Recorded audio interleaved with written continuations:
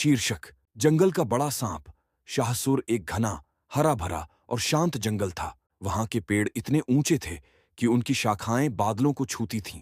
जमीन पर रंग बिरंगे फूल खिले रहते, एक साफ और मीठी नदी बहती थी और हर ओर पक्षियों की चहचहाहट गूंजती थी। उसी जंगल में एक विशालकाय सांप रहता था, जिसका नाम था शाहसुर। वह सभी सांपों का राजा था।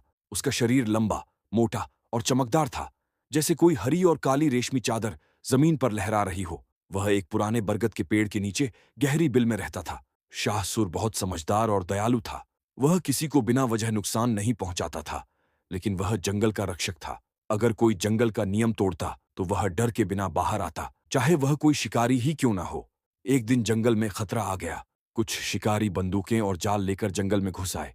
वे जानवरों को पकड़ना चाहते थे। सभी जानवर डर के मारे छिप गए। हिरन, बंदर, तोते, खरगोश, सबने अपने अपने छिपने की जगह ढूंढ ली। एक समझदार तोता उड़कर सीधे शाहसुर के पास पहुंचा। शाहसुर, शिकारी आ गए हैं, उनके पास बंदूकें हैं, तोता चिल्लाया। शाहसुर ने अपनी लाल आंखें खोलीं। उसने एक गहरी सांस ली और धीरे धीरे अपनी बिल से बाहर आया। जैसे ही उसका विशाल शरीर हिलने लगा, जमीन कांपने लगी, पेड़ों की पत्तियां हिलने लगीं और हवा में डर फैल गया।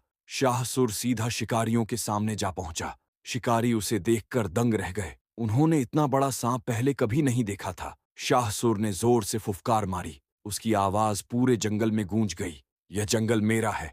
यहां वही रह सकता है जो इसकी इज्जत करता है। शिकारियों के हाथ से बंदूकें गिर गईं। उनके चेहरे पीले पड़ गए। भागो, ये कोई आम सांप नहीं है, ये तो कोई राक्षस है, एक शिकारी चिल्लाया। वे डर के मारे भाग गए और कभी लौट कर नहीं आए। जब खतरा टल गया तो जंगल के सभी जानवर बाहर आ गए। उन्होंने खुशी से नाच गाना शुरू कर दिया।